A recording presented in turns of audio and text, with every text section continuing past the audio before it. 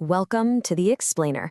So today we are going to demolish an idea you probably think you have down pat, the biblical end of the world. But what if all that fire and brimstone wasn't about some future apocalypse, but about a radical transformation happening inside you right now? Let's get into it. You've probably heard verses like this one from 2 Peter. And, let's be honest, it paints a pretty wild picture, doesn't it? A terrifying cosmic-level catastrophe. The sky's literally burning, the planet melting down. It's straight out of a Hollywood disaster movie. But here's the big question we're exploring today. What if that fire isn't meant for the planet at all, but for our thoughts?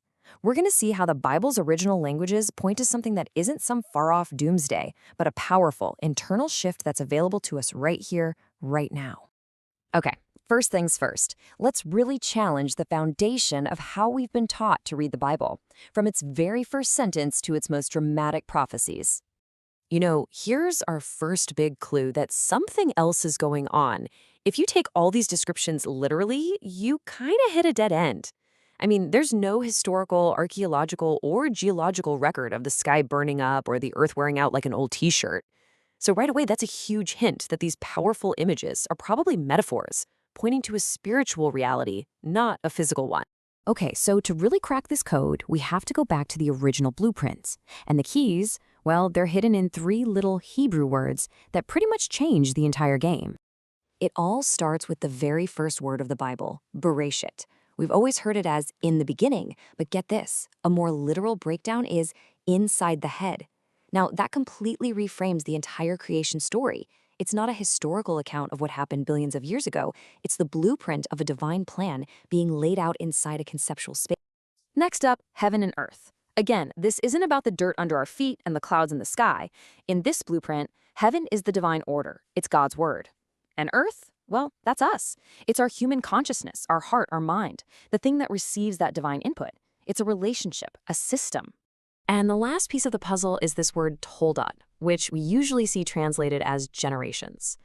But it's not really about family trees. A better meaning is a spiritual birthing. It's the ongoing story of how that divine heaven is constantly birthing its own likeness in the earth of our minds. Okay, so now that we have this new vocabulary, this new decoder ring, let's circle back to that terrifying image of a world on fire. But this time, let's look at it through the lens of the original Greek and see what's really supposed to be burning. Okay, look at this word here for elements. The original Greek is stoicheon. And folks, this is the whole ballgame right here. It has nothing to do with physical atoms. It means elementary principles, the basic foundational beliefs that make up your worldview. The fire isn't for the planet. It's designed to burn away our old, flawed ideas. But it gets even wilder. There's this little linguistic twist in the original Greek of 2 Peter 3 that most translations just completely gloss over. And it changes everything. It shifts this whole event from being some threat in the distant future to a process happening right now. So on the left, you see the way we usually think about it, some big scary event in the future where the universe will burn. But check out the right side. The original Greek grammar tells a totally different story. The words for dissolving and melting are actually present participles. It means this is happening now. The old beliefs, the stoicheon, are being dissolved and are melting right now for anyone open to the process. It's not a cosmic apocalypse later. It's an internal demolition of the old self, today. And this idea is echoed beautifully in the Psalms. It's not about total destruction, right? It's about transformation. It's like changing an old, worn-out spiritual system, like a piece of clothing you've had forever, for something brand new. So if the old heaven and earth is just our old, outdated way of thinking, and it's being demolished, what exactly is supposed to take its place? Well, this new state of being is what the Bible calls the new heaven and new earth. And as you can see, it's a total overhaul. The control tower of your mind, your personal earth, switches from your own ego and self-will to the word of Christ. Your condition goes from that old, worn-out garment to being a new creation, and your experience moves from the darkness of ignorance into the light of understanding. This is the new reality. And this is what Revelation calls the New Jerusalem. But you have to notice the key detail in this verse. It's not a place we fly up to when we die. No, it comes down from God to us.